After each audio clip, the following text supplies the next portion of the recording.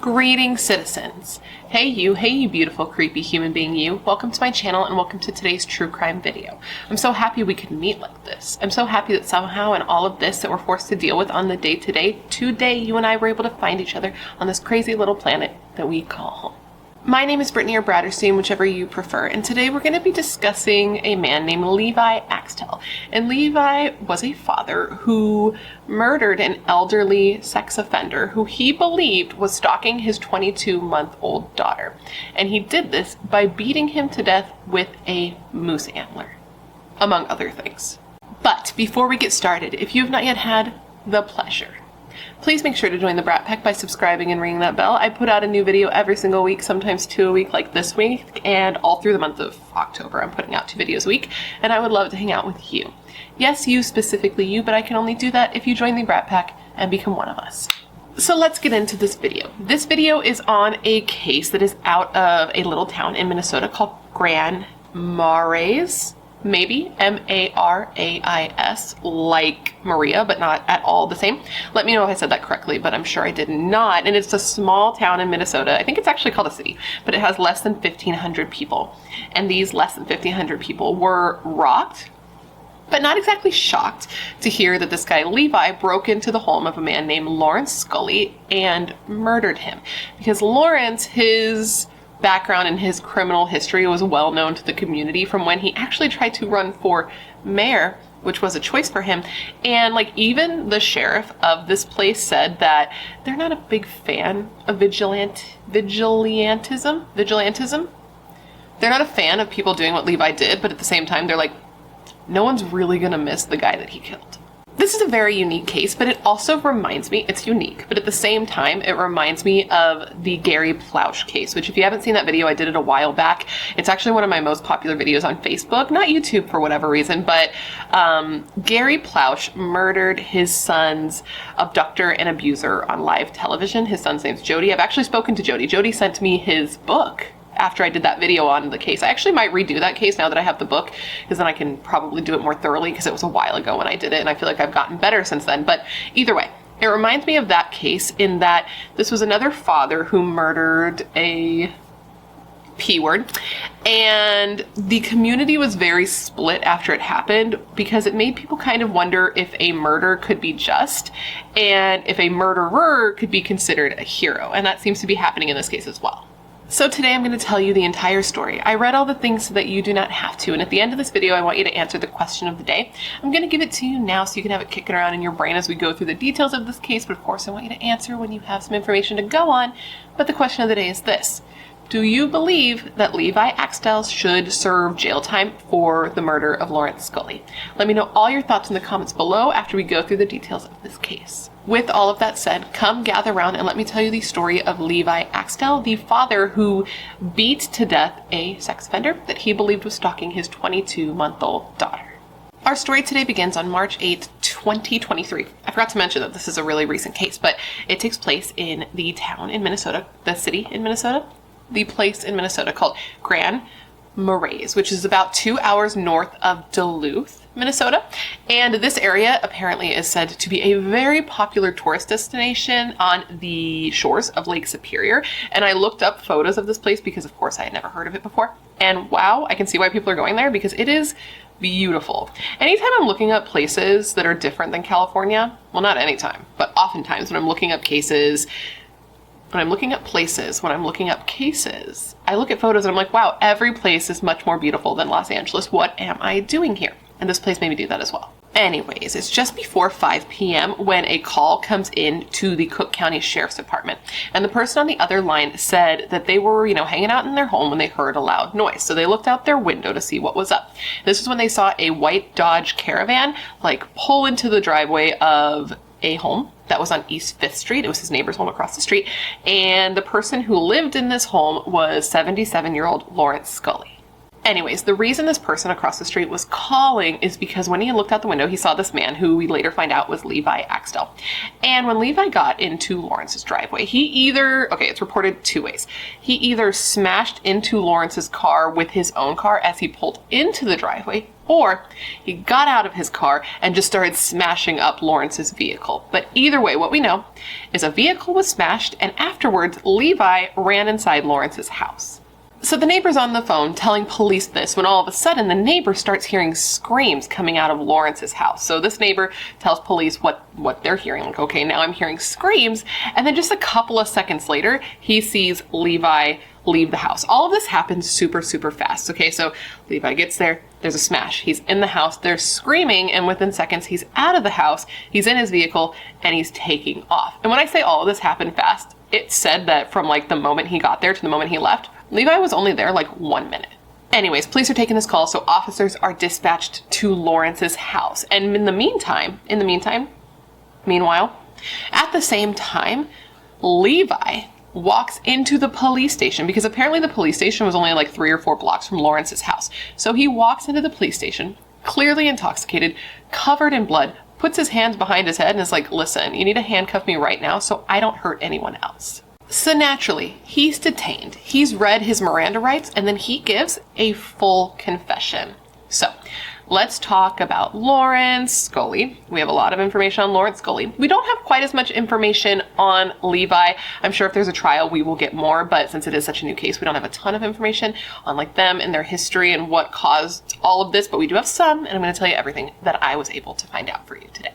So Lawrence Scully. He was a 77-year-old man at the time of his murder. In his younger years, he had lived in Twin Cities. He was one of many kids, which we will get into. Well, I say many, like several kids, but we're going to get into that a little bit later. He went to and graduated from Hopkins High School before going on to get work in the aerospace industry and also in electrical fields. In his free time, he volunteered helping seniors, even though, he was a bit old himself. I don't know if this is something he did when he was younger or something he was still doing in his 70s, because I guess in the 70s you're still a senior, but maybe he was an active senior. I'm not sure.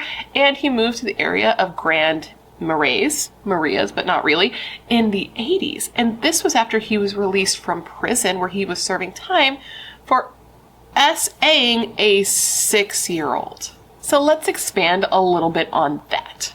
In 1981, Lawrence Scully was convicted of committing second-degree criminal sexual conduct with a 6-year-old in Kennebec County, which is in Minnesota also. So let's do some quick math here. If he was 77 in 2023, that would make him in his 30s in 1979 when this was said to be committed. He was convicted in 81. It was said to happen in 79. I believe he would have been 33 years old when he assaulted a 6-year-old. He pled guilty to this crime and was given a sentence of between 0 and 5 years at Minnesota's Bayport State Prison. He remained behind bars until he filed a post-conviction relief petition on December 31st, 1981, and was released after 1 year. 1 year for assaulting a 6-year-old because apparently the state had not proven that he was a danger to the community. So he was released as a sex offender in 1982 and he moved. He's like, I'm not going to stay in the area where I did something like this because people aren't happy with me. I don't know if that was really his mindset, but that would be the mindset I would imagine he would have. And he went to a different area of Minnesota before eventually landing himself in Grand Maria's. No, but Now, I don't think people in the area immediately knew, Lawrence's criminal history, because I can't imagine he's just out there offering up this information, because why would you? It's not going to be received positively. People don't tend to like people who hurt children in that way, but his reputation was tainted when people did learn about his history, when in 2014, he tried to run for mayor. Yeah. He ran, which is like a choice, don't you think? Because, did he not think people were going to find out? I feel like running for politics is the quickest way for all of your skeletons to get brought out of the closet. And he had a real big, bad, fucking ugly skeleton in his closet. And of course, it did come out. His reputation became public knowledge. People were like, whoa, why would we want a mayor who would do something like that? Obviously, we do not. And needless to say, he did not win his bid for mayor. His bid for mayor. He lost by a landslide. He got 40-something votes where his competitor got 345. I guess his competitor just wasn't a sexual predator, so there's that. One thing that I did find very interesting is he got 40-something votes, and I'd like to know who those 40-something people were, because that is a choice. And I don't believe it was his family, because we'll find out later. His family, not a big fan of him at all. So, He didn't become mayor. Instead, he just went on living his life. He hung out at home. He maintained his property. He worked on his hobby, which was antler carvings. Speaking of, real quick, antler carvings, did you know that meeses, shed their antlers? Call me a dumb California bitch, but I had no idea. When I was doing research for this case, I came upon a video of a moose, and it was from above, and he shook his little head in the most adorable way, and his antlers flew off. Both of them were like, duh, and hit the ground, and I was like, I'm sorry, what did I just fucking see? And then I went online, and of course I had to look it up, and I'm gonna read you a quote here because I was mind blown by this. During the winter season, moose shed their antlers before regrowing them in the spring. The shedding process, also known as casting, is a normal event that occurs annually for many male cervids, a group of hooved animals like moose, deer, and elk. The more you know. Anyways, that is the history so far, which we'll get into more when we talk about his family, but of Lawrence. And this is the guy that Levi is worried is stalking his 22-month-old daughter. Now, as far as Levi goes, there isn't a ton of information on him I could find, which I was surprised by because his sister, sorry, I'm getting comfortable. His sister has been pretty vocal on social media, but not really about who he is as a person, more about like being in support of him and like running fundraisers to raise money and like talking about, you know, the case more so than him as a person. Yes. All I could really determine about him as a person is that he's a good dad, like a loving father, and a guy that had a big smile on his face all the time, and a guy that was filled with dad jokes. And that's pretty much it. For now, Levi is pretty much a mystery. Wait, no. I do know one thing about Levi, and it's that Levi is actually the nephew of a guy named Todd Axtell. And Todd was the police chief for the St. Paul's Police Department between 2016 and 2022. So he had a little bit of like family connection in law enforcement. And his uncle, his uncle actually came out and gave a statement after Levi was arrested where he said, quote, "I love my nephew and my entire family, a family that has been deeply impacted by this heartbreaking incident. I'm also thinking about the amazing Grand Berets community during this difficult time. I have always believed in and supported the criminal justice system, a system that will now do what it's designed to do." But anyways, Lawrence and Levi, let me tell you what I know about their timeline and how they became, what's going on with the two of them. So, how they met and their relationship initially is unclear, but we do know that they've known each other for a while, at least a few years, like several years at this point, because in 2018, Levi actually went to the court and requested an anti-harassment protection order against Lawrence because he said that Lawrence was stalking his 22-month-old daughter. She would have been younger at this point, stalking his daughter at her daycare. Wait, no. She would have been 22 months in 2018 and she would be older now. I've been saying 22 months and she's older now. But when Lawrence was suspected of stalking her, she was 22 months old. I hope that wasn't so confusing throughout this video. My brain's not totally on yet and I'm doing the best I can here. Anyways, Levi told the court that Lawrence would frequently and routinely park his van near the YMCA so that he could sit and watch the kids. And he would go up and he would try to talk to the kids and he would try to give them little gifts. And he said specifically Lawrence would fixate on his daughter, would try to talk to her, strike up conversations with her, and would wait until the kids were going to leave the YMCA to go on walks, and then he would follow the kids. Levi said that Lawrence and his daughter did not know each other, so there was no reason that for any circumstance, under any circumstances, Lawrence should be talking to his daughter, which I agree with. I would not want any adult following and talking to my kid, especially not one with his past. And Levi said in his petition for the anti-harassment order, and I quote, "I've seen him parked right next to the school. He has been there many times stalking children in his van. He is a convicted P-word, and him stalking and attempting to groom my daughter is completely inappropriate and needs to stop. I fear for my daughter's safety and well-being, knowing that Scully is out there stalking and grooming children, like giving them gifts and stuff. And while I'm at work and unable to watch out for her, it's very distressing for me." Levi also made it very clear to the court that he believed that Lawrence Scully had assaulted more children in the past and that he truly believed that this man would reoffend.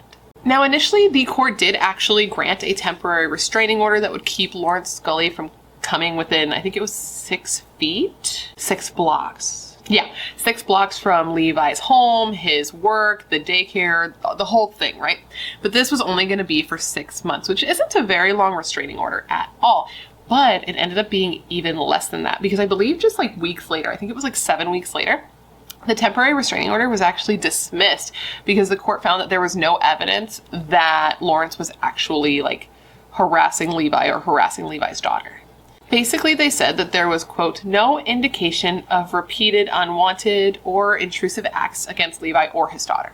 Now, apparently, this is because Levi didn't have any of his own, like, specific instances of Lawrence harassing his daughter. Basically, everything that he put in was, like, secondhand accounts from things that he heard, like rumors about him being in jail, rumors about him getting into, like, being, like, a nuisance at a restaurant, and people telling him that Lawrence like waved at kids when he walked by. The only thing they were able to actually prove, and not even really prove, it was just that there were reports of harassment from Lawrence going to the Holiday gas station where Levi worked. And that was pretty much all that they could prove. Now, even though the protection order was rejected, like the temporary one was taken away and the long-term one was like not going to be given to him, the judge did tell Levi, and this was Judge Kuzo, told Levi, like, if Lawrence does come to your daughter and there's an instance of him actually like doing something to your kid, not just things that you've heard that he's done in the past, you can come back and apply again and you will have a valid reason to do so. And the judge said of their decision in not giving him the protection order in the first place, and I quote, "What I've also heard from Mr. Scully is that he has no intent of doing anything like that. And I certainly hope that's the case, because I would hope that we don't have to have people come back to court as a result of acts that may have occurred that may potentially justify the issuance of that harassment restraining order." So I can only imagine that now that judge is kind of like, oh shit, because like maybe this would have been avoided if the restraining order had been issued. Who's to say? But fun fact, the judge who denied the restraining order is now the judge handling the murder case, which I thought was interesting. Now, it's not clear how Levi initially reacted to that rejection to the restraining order, but like clearly not well, because we are here talking about this today. And we did get a little bit of insight into his mindset because 2 years after the restraining order was rejected, he posted on Facebook, and he posted, it's like a photo of somebody like pointing a gun at the, I think it's like an illustration, like pointing a gun, and then there's words over it. It basically said like, there's only one cure for a P word, and that is a bullet. And then he had commented on his own photo that he reposted. I don't know if he was responding to somebody or if he was just like adding context to his post, and basically said like, people are always asking me why I hate P words so much, and they assume that I must have been abused myself, but like, no, it's just a trait of my family to be very protective. And how true that would turn out to be. Am I right? I'm right. Now, what's weird about this case to me is the lack of information between 2018 when the protection order was rejected and 2023 when Levi shows up at Lawrence's house and kills him, because there's like no reports of any new instances between the two. I mean, there's some stuff about Lawrence specifically in like 2020, which we'll get into a little bit later. But as far as these two and like instances and interactions between the two of them, there hasn't been any reported. So I'm really curious to see what comes out at trial, because there has to be something that makes him just all of a sudden go over and do what he did, you would think, but we don't know what that is. And right now it's just a big question mark. The only thing we know about that timeline is when something happened with Lawrence, and this was in 2020, like I said. And this is when an employee of the Cook County Public Health and Human Services Division, right, filed a petition for judicial commitment of Lawrence Scully because he was deemed to pose, quote, a risk of harm due to mental illness, end quote.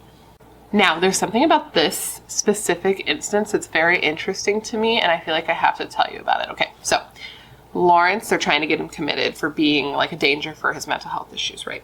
Well, his caseworker at this time was a woman named Anna, and she was a social worker, obviously. Well, in addition to that, she had been married to Levi between 2018 and 2020. And I'm like, listen, that is very interesting, and that could mean nothing, or it could mean everything, because like that is too much of a coincidence not to mention. And I feel like there has to be, I don't like to speculate about cases that are ongoing, but when I read that, I was like, wait, Lawrence's social worker used to be married to Levi, and the two share a kid together, Levi and Anna. So I'm like, is this the same kid? What is going on? I need more information. Could be nothing, could be everything. Had to tell you. Let me know what you think about that, because I was like, gasp. But anyways, they're trying to commit him, and initially he's given a stay of commitment, which essentially means like people are worried about you, but you don't have to be locked up. It's not to that state yet. If you like follow this specific plan that we have laid out for you, like people have to see you, you have to take medication, etc, etc, whatever the plan was. If you follow this plan, you don't have to be committed. But of course, pretty quickly upon not being committed and like starting this treatment plan, he failed. He violated the treatment plan and he was institutionalized. He was put into a mental health facility in Baxter, Minnesota, I believe, where he stayed for just 2 months actually before being released. And then the following year, so that was in 2020, the following year, June of 2021, he was put on antipsychotic drugs for his mental illness. So that's really all that happened between 2018, when the restraining order was applied for and rejected, in 2023, when Levi went and beat him to death. Oh, and I didn't even mention this, but when he got released from that facility after just 2 months, it was not received well.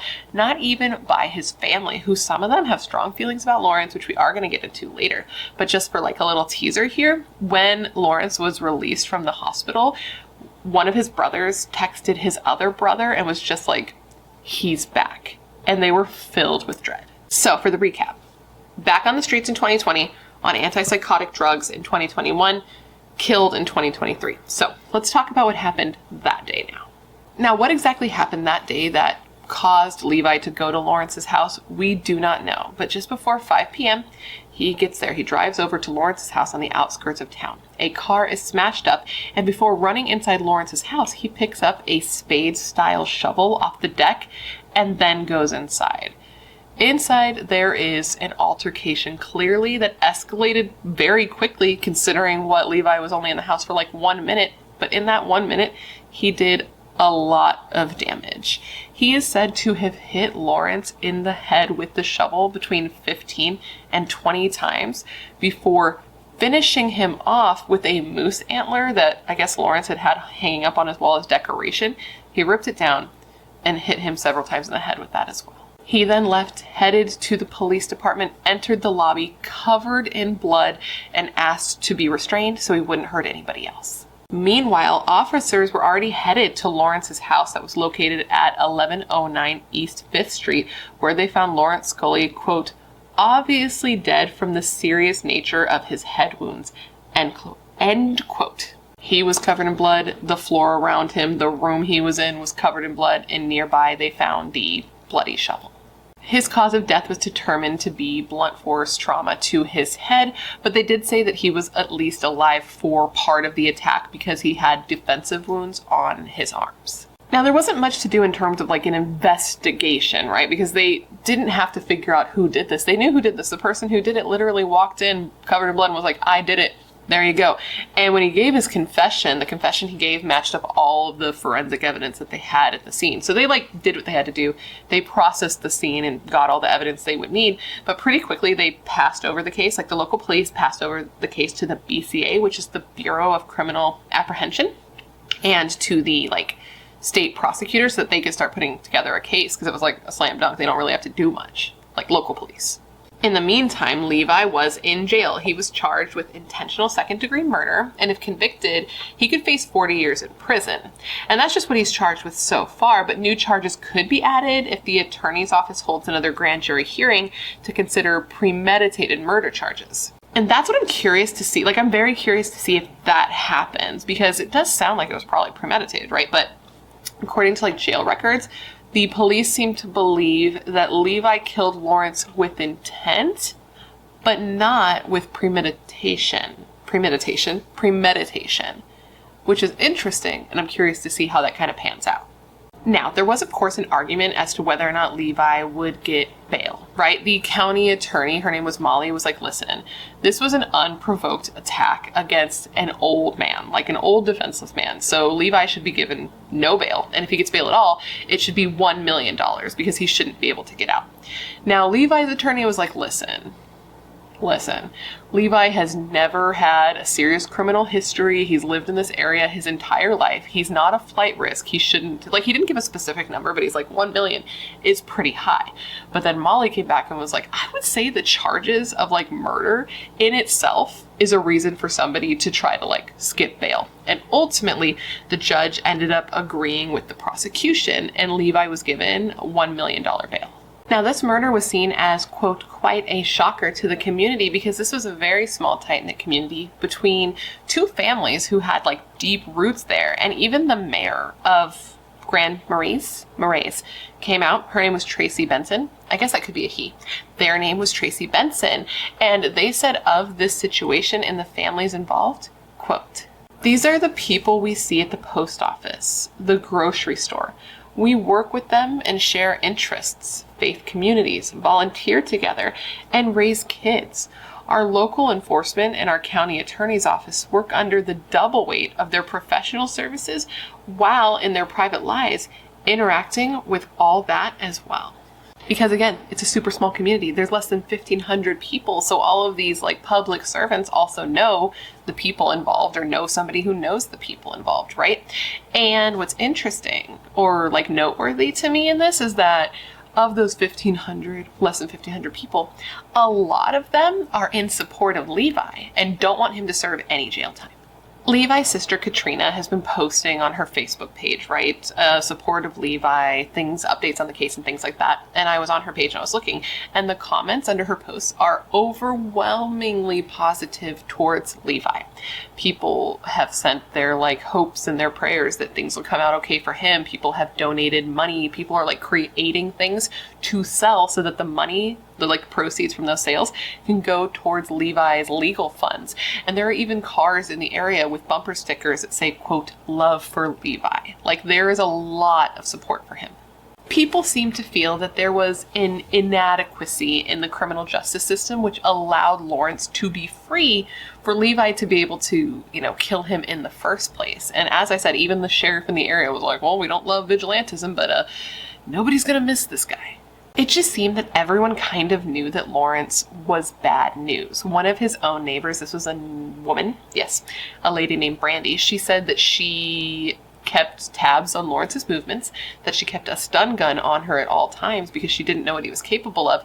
And she was the person that whenever anybody new would move in the area, especially somebody with kids, she would go and tell them about Lawrence's past. She said she was not surprised to learn that a father of a child murdered Lawrence because they believed that he was stalking their kid. And she was a survivor of sexual assault herself. And she said of Levi, quote, "To me, Levi is like St. George who slayed the dragon. He killed a monster." Levi's sister has said that she is overwhelmed with the amount of support that her brother has been given considering the circumstances. You know, it's not what you expect to see when one of your family members kills somebody else, to have everybody on your family member's side. And she said that she really hopes the community and that the two families involved can come together, be there for each other, work together, and kind of heal together. And it seems like they actually have. Almost immediately following the murder, members of Levi's family and Lawrence's family got in contact with each other and have formed like a little bit of a bond. Specifically, two of Lawrence's brothers, he was one of 8, by the way, so 2 of Lawrence's brothers, Lawrence's sisters-in-law, at least one of Lawrence's niece, they have spoken out in support of Levi for murdering their family member, which I do think says a lot. I told my husband about this case. I know I don't talk to him about cases very often. I've mentioned that to you, but this one in particular, I thought that he would be interested in hearing about, and he was like, damn, like if that guy's family is like, fuck him, then that says something about him. And his own niece, Lawrence's own niece, has designed t-shirts that have like sayings about, you know, I can't remember exactly what they are, but they're like sayings in support of people who have suffered from, you know, sexual abuse. And the proceeds from those shirts, because they are being sold, are going towards Levi's legal fund and also towards like organizations that help people who have been sexually abused. She literally said, quote, "It's too bad that it came to this, but no one is sorry that he's gone." And this seems to be the general feeling amongst his family members, because he didn't like really have people coming out for him after he was killed. There is like some wooden sign outside of his property now, or at least there was, that said like "Live on Larry," and that was the closest thing he got to a funeral after he was killed. And several of Lawrence's own family members were seen wearing matching shirts, and I believe these are shirts that the niece made, and they had quotes on them like, "Our connection is our strength, 2 families, 1 goal, stop childhood sexual abuse."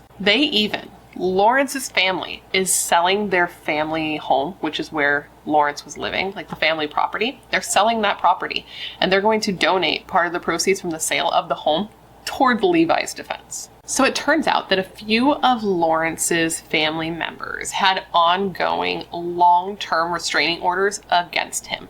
One report said that they were 50-year-long restraining orders that kept him within 1,000, like he had to stay 1,000 or more feet away from his family members for years. It had been active for years, and it was going to be active until it was active until the day he died, because they were long-term restraining orders.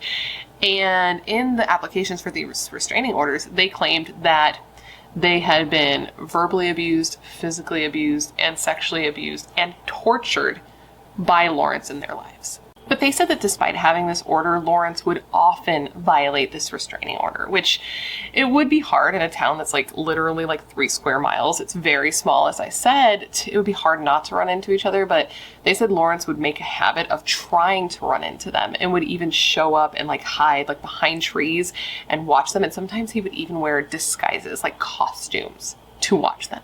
2 of Lawrence's younger brothers, this is Patrick and John, they've been the most outspoken about the situation. They have said that growing up, their lives, their childhood, they grew up on a farm. They said that their childhood was torture. They said their parents, this is Marge and Al, they won't call them mom and dad, but they said that these people subjected them to decades of mental, physical, and sexual abuse. And Patrick said of this, quote, "They were not parents. They were monsters, and they made the trifecta of what Larry is." And Larry just went on and took it to a whole new level. According to Lawrence's brothers, Lawrence impregnated his own sister when she was 13 years old, and she had to get an abortion. The following year, Lawrence went into the shower and fondled one of his little brothers, and his other brother was said to have started wetting the bed again once he was like an older kid and had stopped that. He started wetting the bed again in an attempt to get Lawrence to not come into his room at night. And this went on for years with no help from the parents. They didn't do anything to stop this until finally Lawrence became an adult and just moved out. Lawrence got married. He had kids. He has 3 kids that we know of, though they haven't come out and spoken at all, and who knows, there could be more.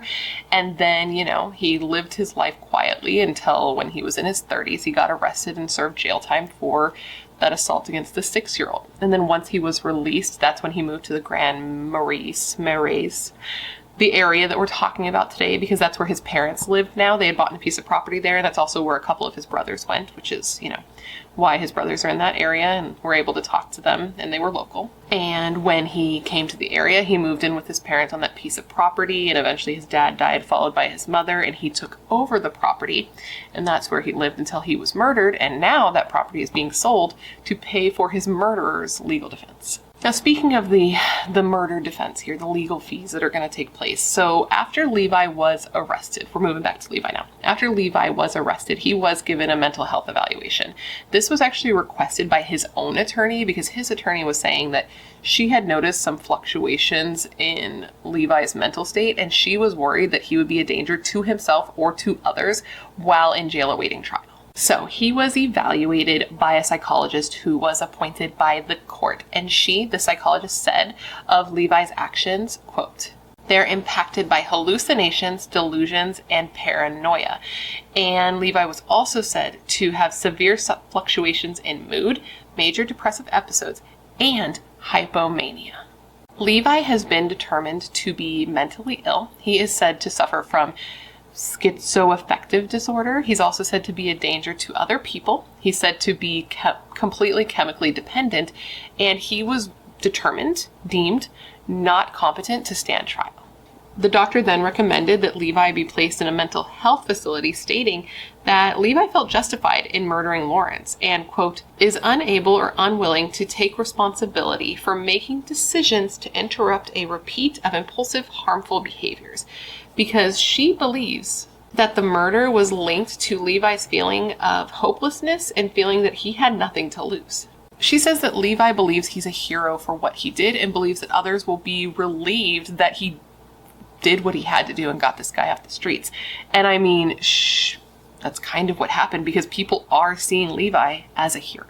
Now, at the time of this evaluation, Levi was being kept at the Lake County Jail in Two Harbors, and this is a place that usually only holds prisoners for 72 hours, but he was kept there long-term and monitored with regular visits from Lakeview Medical Clinic practitioners to make sure he was okay, because he was deemed to be high risk for taking his own life.